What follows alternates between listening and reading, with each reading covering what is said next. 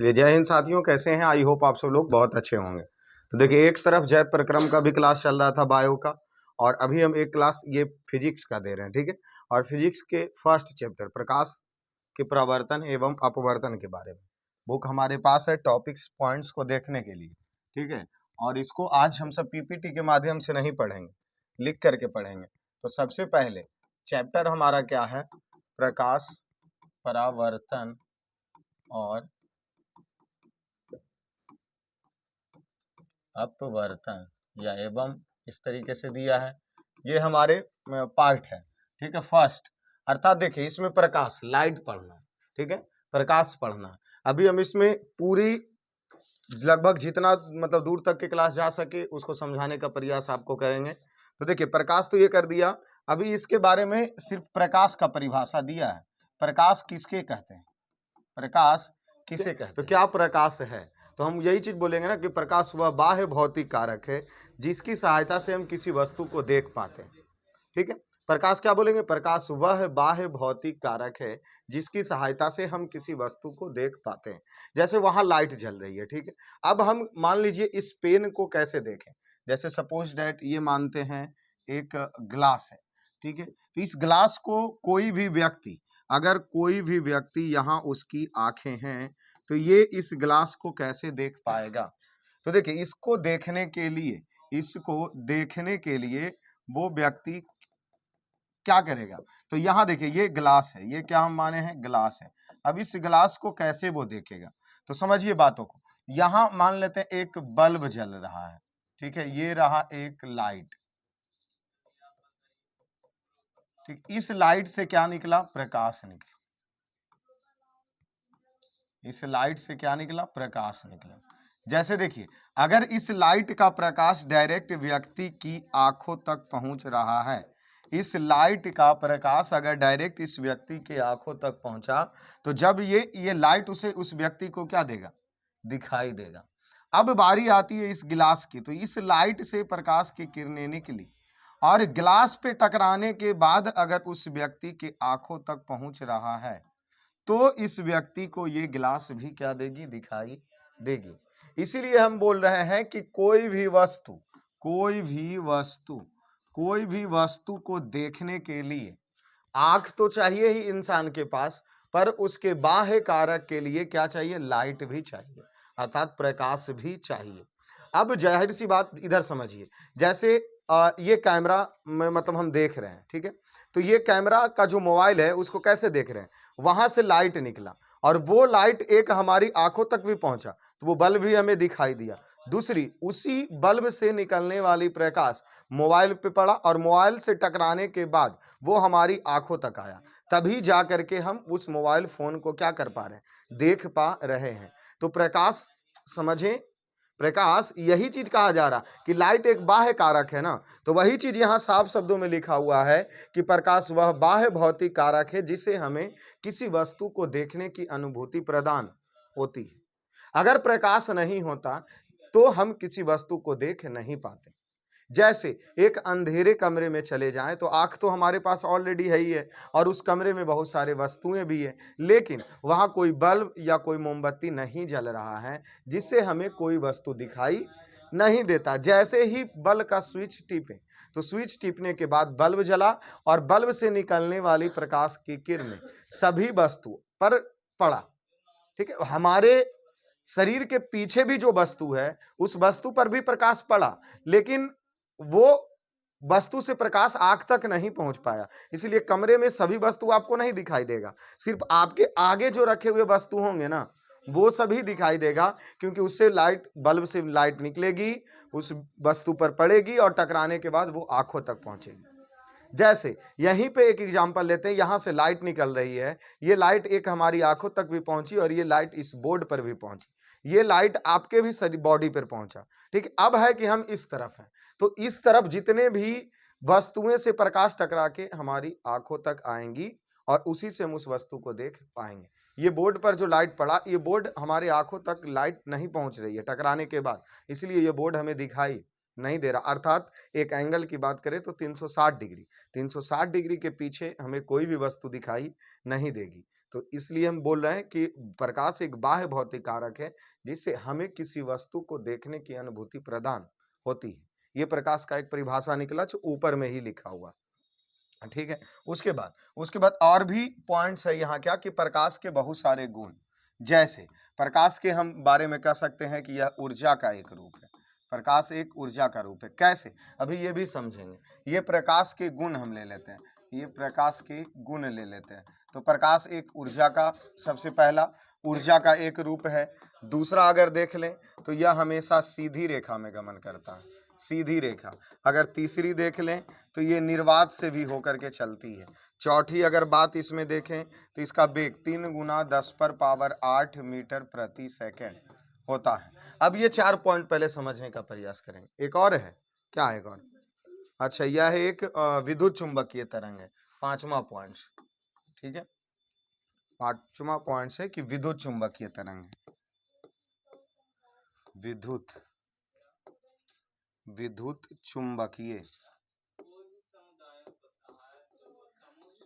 चुंबकीय क्या है?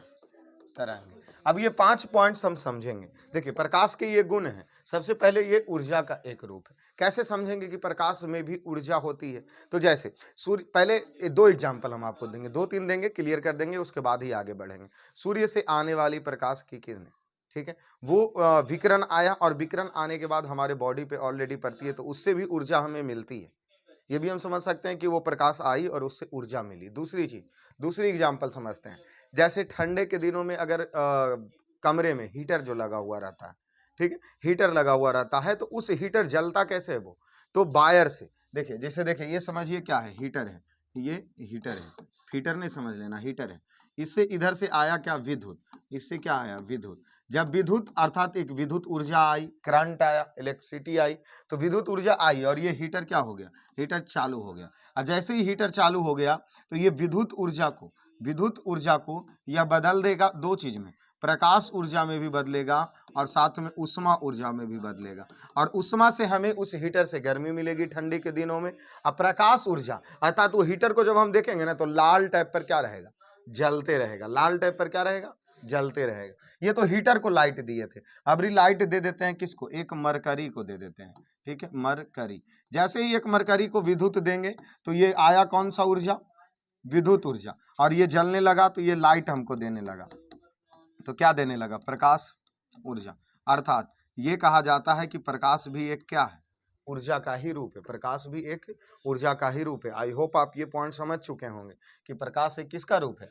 ऊर्जा का रूप है। अब बारी रही, प्रकाश एक सीधी रेखा में गमन करती है, तो हम बोलेंगे हाँ सर, वो हमेशा, जब तक प्रकाश का एक ऐसा गुण है कि वह हमेशा सीधी रेखा में ही गमन करेगी। कब तक? जब तक उसके रास्ते में कोई अवरुद्ध पदार्थ या कोई वस्तु ना आ जाए, तब तक प्रकाश हमेशा सीधी रेखा में ही गमन करती है। जैसे उस बल्ब से प्रकाश आई और यहाँ पे हम जैसे इसको लगा दिए इस वस्तु को, तो वहां से आने वाली प्रकाश इस पर पड़ा और इस पे पड़ने के बाद ये टकरा करके वापस चला गया। अब अगर ये नहीं रहता तो वो हमारे पास प्रकाश पहुंचता। तो इसीलिए ना उतना दूर ये सूर्य है कि नहीं है? अब वहां से प्रकाश की किरणें डायरेक्ट कहाँ पहुंच रही है? पृथ्वी पे पहुंच रही। तो प्रकाश का एक हमेशा गुण है कि वो हमेशा कैसा चलेगा? सीधी रेखा। आप सबकी तरह वो आढ़ा टेढ़ा नहीं चलता, ठीक है ना। उन्हें से बस वाला हॉर्न मारा तो इन्हें टर्न ले लिए और पढ़ नहीं रहे हैं, टंडेली कर रहे हैं, तो दू झापड़ लगा तो पढ़ने लग गए, मतलब सही दिशा में चलने लग गए, ठीक है ना। तो प्रकाश में ये गुण नहीं होता। तो अब बोलो भी साथ में कि हाँ हम भी टेढ़े चलते हैं। नहीं चलती हो तुम सब आढ़ा टेढ़ा?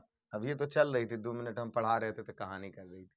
चलिए, दूसरे पॉइंट्स क्लियर हो गया कि प्रकाश हमेशा कैसी रेखा में चलती? सीधी रेखा। प्रकाश बोला जाता है निर्वात से भी होकर गुजरती है। देखिए, तो पहले हम निर्वात को समझ लेते हैं। क्या निर्वात को पहले समझ लेते हैं, उसके बाद ही ना कुछ समझ पाएंगे। तो देखिए, निर्वात को समझने का प्रयास करते हैं। देखिए, निर्वात क्या? जैसे ये पृथ्वी है, ये क्या है?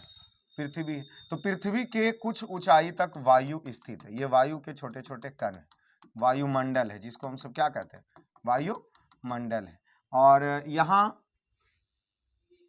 यहाँ सूर्य भगवान हमारे हैं, सूर्य देवता है, ठीक है। ये रहा, अभी छठ चल रहा ना, खत्म हो गया कि आज है? खत्म हो गया। तो चलिए, अब ये रहा वायुमंडल, ये रहा क्या? ये रहा पृथ्वी हमारा, ये क्या रहा? तो देखिए, जहां तक वायु के कण हैं, जहां तक वायु के कण है उसे हम सब वायुमंडल कहेंगे। उसे क्या कहेंगे? वायुमंडल कहेंगे। अब उसके बाद जो सूर्य के बीच में जो गैप, जहां पर वायु के कण मौजूद नहीं है, उसे हम सब क्या कह देते हैं? निर्वात कह देते हैं। उसे क्या कह देते हैं? निर्वात। मतलब ये क्षेत्र सभी क्या हो गया? बाकी के शेष बचा क्षेत्र क्या हो गया? निर्वात हो गया। अब निर्वात का मतलब वही समझा रहे हैं हम आपको सर, कि जहां वायुमंडल मौजूद नहीं हो, जहां वायुमंडल मौजूद नहीं हो उसको क्या कह देंगे? अब सूर्य वाली प्रकाश निकलेगा तो पहले तो ये निर्वात में ही प्रवेश करेगा। पहले कहाँ प्रवेश करेगा? निर्वात में ही प्रवेश करेगा, और उसके बाद ही ये वायुमंडल में पहुंचते हुए कहाँ पहुंचेगी? पृथ्वी पर। अच्छा, ये निर्वात में प्रकाश को रोकने के लिए कोई है? कोई भी कण है वायु के? कोई भी कण नहीं है। तो ये तो एकदम यहां से कैसे आएगा? कैसे आएगा? सीधी रेखा में। कैसे आएगा? बोलिए ना सर, कैसे आएगा? सीधी रेखा। लेकिन जैसे ही वायुमंडल में पहुंचेगी, जैसे ही कहां पहुंचेगी? अब यहां पर छोटे छोटे क्या है? इस पर कण भी पड़ेगी, हो सकता है ये रिफ्लेक्ट हो जाए, सीधा आए रिफ्लेक्ट हो जाए। इसीलिए ना वायुमंडल जो गर्मी के दिनों में जो हमें गर्मियां ज्यादा लगती है, इसका रीजन यही है। रीजन ये है कि जैसे ही ये कण जो आए ना, तो वायुमंडल में बार बार टकरा के आने के बाद ये पृथ्वी पर रिटर्न चला आता है। क्यों? कण की वजह से। किसके वजह से? धूल कण, वायुमंडल में धूल कण की वजह से। लेकिन ये तो देखिए यहाँ दोनों गुण मिल गया कि प्रकाश कैसी रेखा में चलती है, और प्रकाश कहां से होकर के गुजर सकती है? निर्वात से होकर के गुजरती। अगर प्रकाश सीधी रेखा में समझने के लिए हम क्या एग्जाम्पल लिए कि अगर उसको कोई कण मिल जाए तो वो मुड़ भी जा सकता है। कोई कण अगर कहीं पे टकरा जाए, कोई वस्तु से टकरा जाए, तो प्रकाश अपनी दिशा भी चेंज कर ले सकता। ऊर्जा के रूप भी समझ लिए, अर्थात हमने 3 पॉइंट्स क्या कर लिया। अब देखिए, प्रकाश का चाल एक औसतम माना जाता है, या तो निर्वात में ही या कहीं भी। तो 3 प्रकाश की चाल क्या होता है? 3 गुना 10⁻8 मीटर प्रति सेकेंड। ये ऑब्जेक्टिव के लिए इंपॉर्टेंट है कि प्रकाश की चाल कितनी होती है। प्रकाश की चाल कितनी होती है? निर्वात में पूछे या कहीं भी पूछे तो आप क्या दीजिएगा? 3 गुना 10⁻8 मीटर प्रति। साथ में उसको बोला जाता है कि एक विद्युत चुंबकीय तरंग भी है। विद्युत चुंबकीय क्यों? विद्युत चुंबकीय तरंग अगर नहीं हुआ होता तो निर्वात से होकर के गुजर नहीं पाता। ठीक है, इसीलिए हम 5 पॉइंट्स ध्यान रखेंगे कि प्रकाश के गुण में यह ऊर्जा का एक रूप है। दूसरा, यह क्या सीधी रेखा में गमन करती है। तीसरा, यह निर्वात से होकर के भी गुजर सकती है। चौथा, इसके निर्वात में प्रकाश की चाल 3 गुना 10⁻8 मीटर प्रति सेकेंड होता है, तथा प्रकाश है जो विद्युत चुंबकीय तरंग है। ठीक है, ये समझने में कोई परेशानी? तो यहां तक हमारा फर्स्ट पेज क्या हो चुका? कंप्लीट।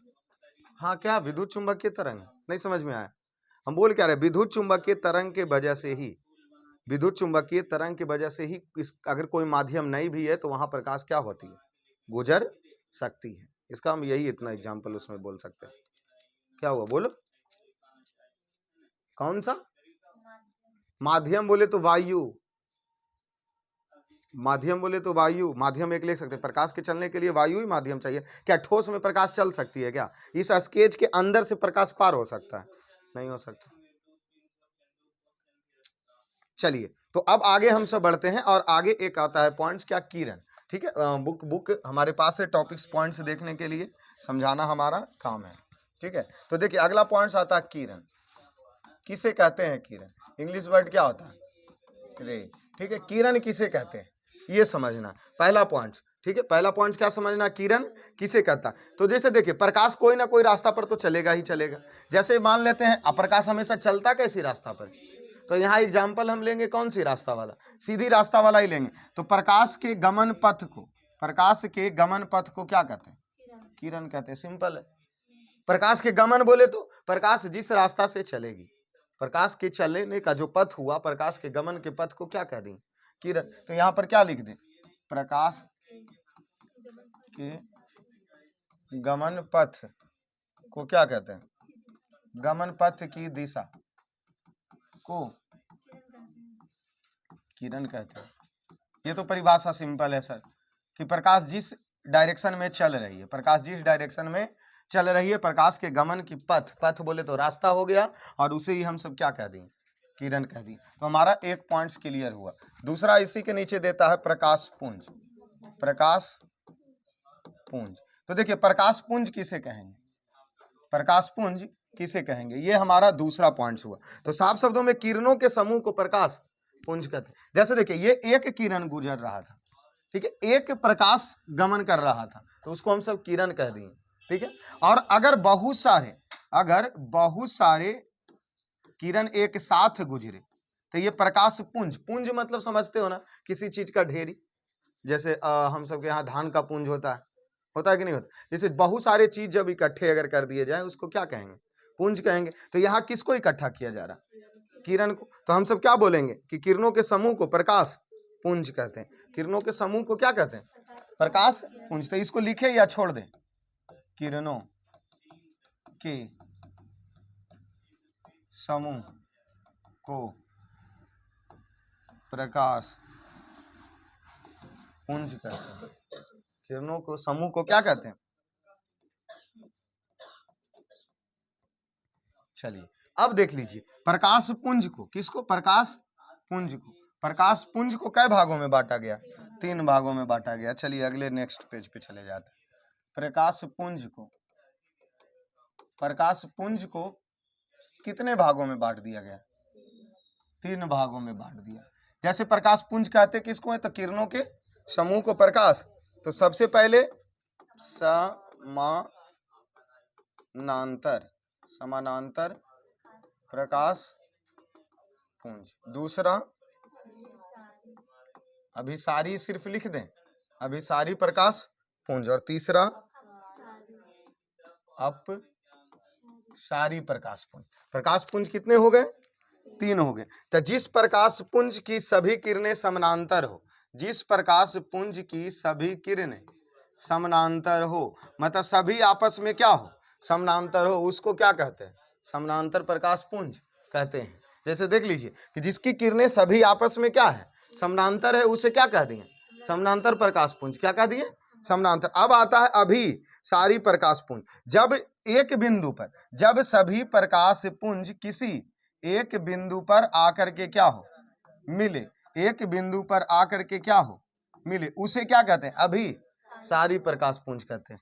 जब प्रकाश पुंज कोई एक बिंदु से फैलना शुरू कर दे, कोई एक बिंदु से फैलना शुरू कर दे, उसे अपसारी प्रकाश पुंज कहते हैं। क्या इसमें ही प्रकाश पुंज नहीं है, किरणों का समूह नहीं है, क्या इसमें किरणों का समूह नहीं है या नहीं है, क्या ये किरणों का समूह नहीं है, तो किरणों के समूह को ही तो क्या कहते हैं, प्रकाश। किरणों के समूह को प्रकाश पुंज कहते हैं। और प्रकाश पुंज को बांटा गया है 3 भागों में। सबसे पहला समानांतर प्रकाश पुंज, दूसरा अभिसारी प्रकाश पुंज, तीसरा अपसारी प्रकाश पुंज। समानांतर प्रकाश पुंज क्या कहेंगे, सभी प्रकाश पुंज की किरणें क्या हो, आपस में समानांतर हो, उसे क्या कहेंगे, समानांतर प्रकाश पुंज कहेंगे। अभिसारी प्रकाश पुंज किसे कहेंगे, जब प्रकाश की सभी किरणें किसी एक बिंदु पर आकर मिलती हो, उसे अभिसारी प्रकाश पुंज कहेंगे। और अपसारी प्रकाश पुंज किसे कहेंगे, जब प्रकाश की किरणें किसी एक बिंदु से फैलती हो, उसे अपसारी प्रकाश पुंज कहेंगे। ठीक है। अब इसमें देखिए एक पॉइंट और आ जाता है, क्या, इस अभिसारी को संश्रिष्ट कहते हैं। अभिसारी को क्या कहते हैं, संश्रिष्ट कहते हैं। क्यों, एक जगह पर आकर के मिल रहा, संश्रिष्ट नहीं लग रहा, जैसे जमा हो रहा, संश्रिष्ट हो रहा, क्या हो रहा, जमा। जब प्रकाश की सभी किरणें एक बिंदु पर आकर के मिले तो उसे या तो अभिसारी प्रकाश पुंज या संश्रिष्ट कह सकते हैं। क्या कह सकते हैं बाबू, संश्रिष्ट प्रकाश पुंज कह सकते हैं। और इसे क्या कहते हैं, एक अपसारी प्रकाश पुंज को अपसरित, क्या कहते हैं, अपसरित।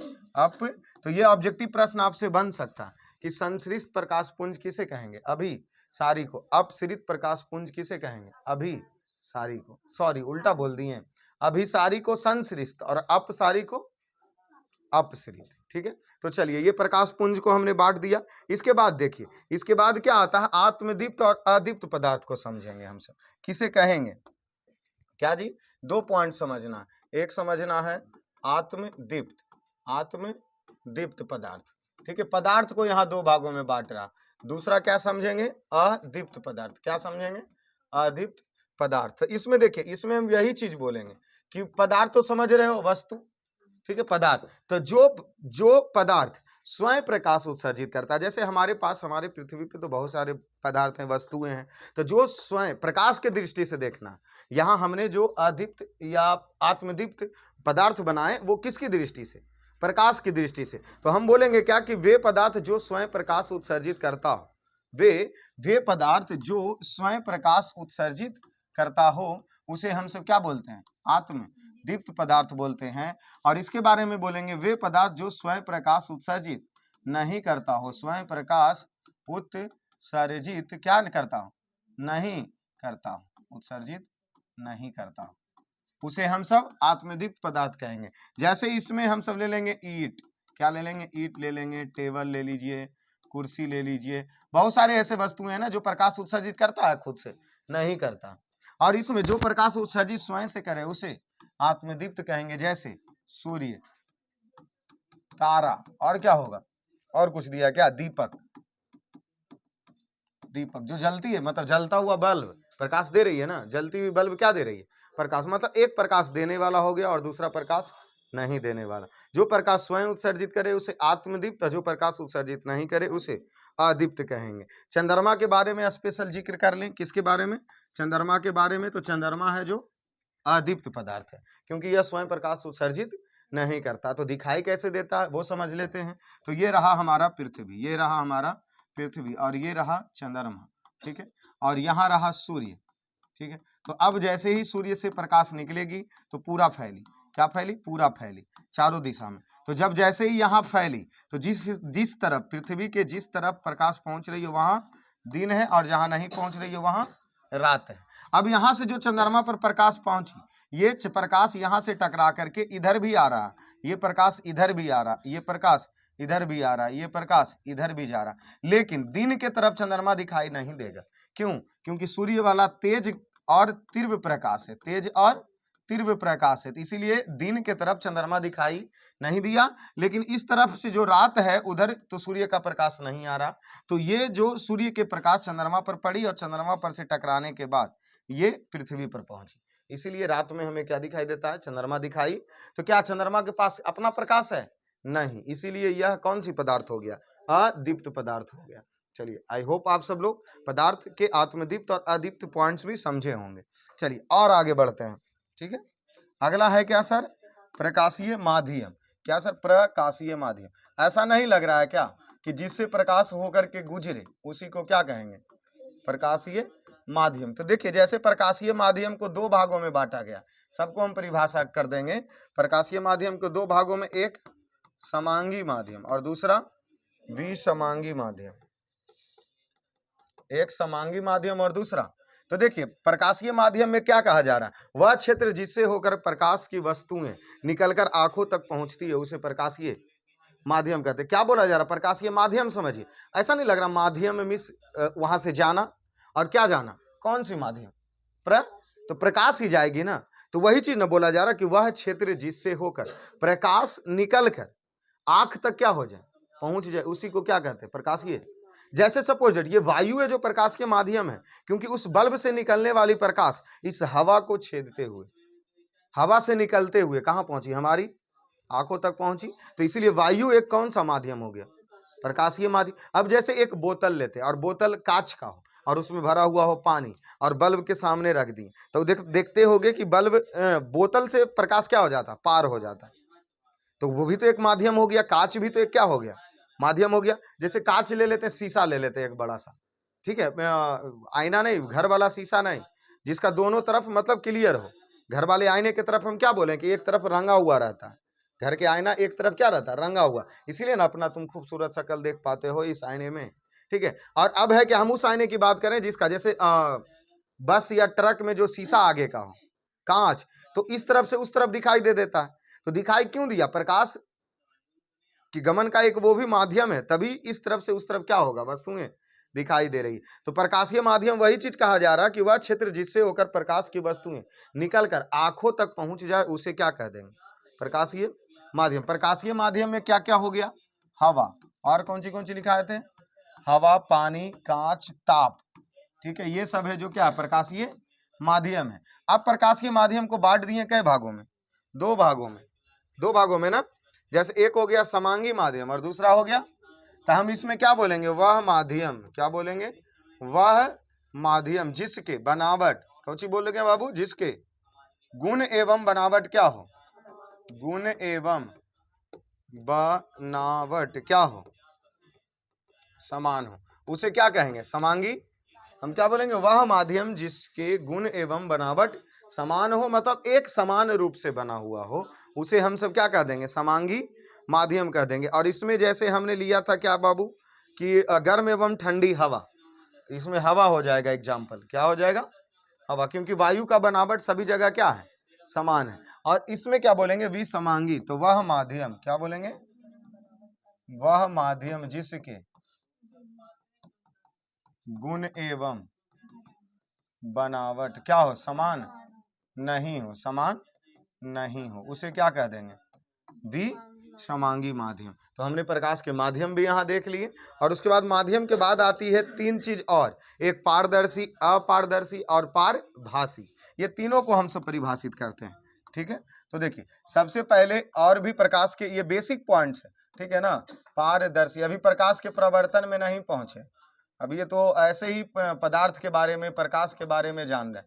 तो एक पारदर्शी हो गया, दूसरा अपारदर्शी पदार्थ हो गया, और तीसरा पारभासी हो गया, पारभासी पदार्थ हो गया। इसको हम बांटे हैं किसकी दृष्टि से, प्रकाश की दृष्टि से ही ना, किसकी दृष्टि से बांटे हैं, प्रकाश। देखिए पारदर्शी पदार्थ क्या कहेगा, कि वह पदार्थ, क्या कहेगा बाबू, वह पदार्थ जिससे होकर प्रकाश क्या हो जाए, बाहर निकल जाए, क्या निकल जाए, बाहर निकल जाए। या ये कह सकते हैं कि वह पदार्थ जिससे प्रकाश आर पार आसानी से कर जाए, उसे हम सब क्या कहेंगे, मतलब इसमें प्रकाश आर पार हो जाएगा, क्या हो जाएगा, प्रकाश आर पार आसानी से हो जाए, उसे हम सब कौन से पदार्थ कहेंगे, पारदर्शी पदार्थ कहेंगे। वह पदार्थ जिससे प्रकाश आर पार आसानी से हो जाए, उसे पारदर्शी पदार्थ कहेंगे। जैसे हवा, जैसे क्या ले लेंगे, हवा, पानी, क्या ले लेंगे, कांच, इन सभी चीजों से प्रकाश एकदम आराम से निकल जाती है, ठीक है। अब आते हैं अपारदर्शी पदार्थ। तो अपारदर्शी पदार्थ में कहेंगे कि वह पदार्थ जिससे होकर प्रकाश आर पार नहीं हो पाता है, नहीं हो पाता, मतलब प्रकाश आर पार नहीं होगा, उसे हम सब अपारदर्शी पदार्थ कहेंगे। जैसे इसमें ले लेंगे ईंट, क्या ईंट के दीवार से कभी प्रकाश पार हुआ है, जैसे ले लेते हैं इसमें और भी बहुत सारे, लकड़ी वगैरह भी ले लो, कभी निकलता है, लकड़ी हो गया, पत्थर हो गए, जिससे प्रकाश आर पार नहीं हो, उसे अपारदर्शी पदार्थ कहेंगे। जिससे प्रकाश आर पार हो जाए, उसे पारदर्शी पदार्थ कहेंगे। अब आते हैं बाबू पारभासी पदार्थ, तो जिससे होकर कुछ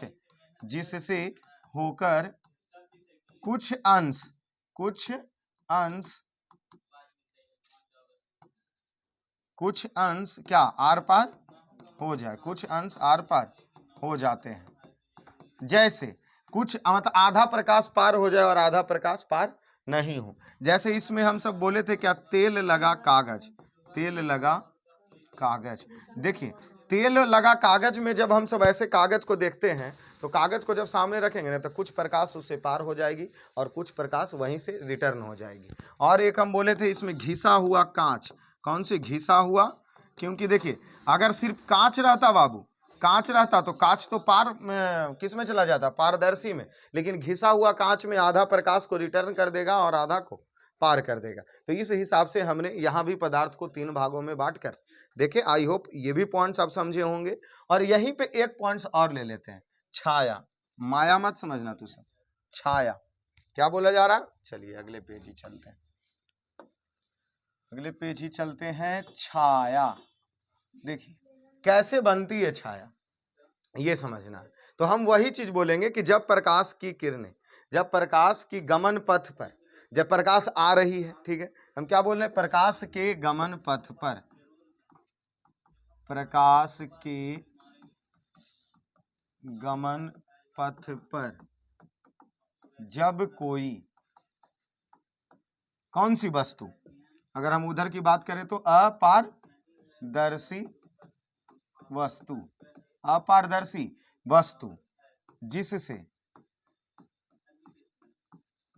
होकर प्रकाश आर पार ना हो, तो उस वस्तु के पीछे उसकी क्या बन जाती है, छाया बन जाती है। जैसे ये किताब है जो अपारदर्शी है, जैसे ये किताब है जो क्या है, अपारदर्शी पदार्थ है, जैसे ही वहां से प्रकाश की किरणें निकली और इस पुस्तक पे पड़ी, तो इस पुस्तक बीच से प्रकाश को जाने दिया, नहीं जाने दिया, तो इसके पीछे क्या बन जाएगी, इसकी छाया बन जाएगी। देखिए, छाया का साफ शब्दों में परिभाषा लिखा है कि प्रकाश के गमन पथ पर जब अपारदर्शी वस्तु को रखा जाता है, अपारदर्शी वस्तु को रखा जाता है, तो उस अपारदर्शी वस्तु को प्रकाश पार नहीं कर पाती है और वहां पर उसके पीछे एक अंधेरा छा जाता है, जिसे उसको क्या कहते हैं, छाया कहते हैं। जैसे यहाँ समझिए, यहाँ पीछे हमारा छाया बन रहा होगा, बन रहा है कि नहीं बन रहा, लाइट की वजह से। यहाँ देखिए पीछे जैसे हुआ क्या, प्रकाश वहां से निकला और हम एक अपारदर्शी वस्तु हो गए, तो हमसे प्रकाश होकर के पार नहीं हुआ। जब नहीं हुआ तो यहाँ देखिए, इस हाथ को जैसे ही हम खड़ा किए तो इस बोर्ड के पीछे देखिए एक छाया बनता हुआ नजर आ रहा होगा, और इसी को हम सब क्या कहते हैं, छाया कहते हैं।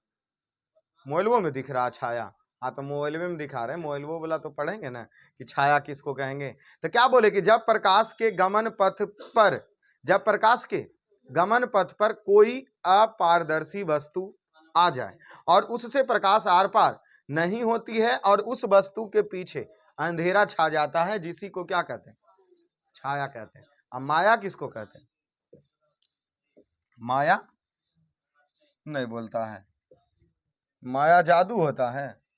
अच्छा, अब हम अपने ओरिजिनल पॉइंट्स पर आते हैं। प्रकाश का क्या, प्रकाश का क्या बबुआ, परावर्तन। प्रकाश का क्या, परावर्तन। चलिए, तो लग रहा है कि इसी में खींच देंगे, परावर्तन तक पूरा कंप्लीट हो जाएगा, समय बच रहा है। समय इतना फास्ट कैसे चला गया। अच्छा, 15 में शुरू हुआ था, फिर भी लग रहा है कि हम सब प्रकाश के परावर्तन कंप्लीट कर पाएंगे, इसीलिए इसको शुरू करने से पहले ही हम सब लोग सोच लेते हैं। हाँ तो चलिए, अब इसको रहने देते हैं, इतना ही ठीक है। प्रकाश के परावर्तन अगले क्लास में हम सब कर लेंगे।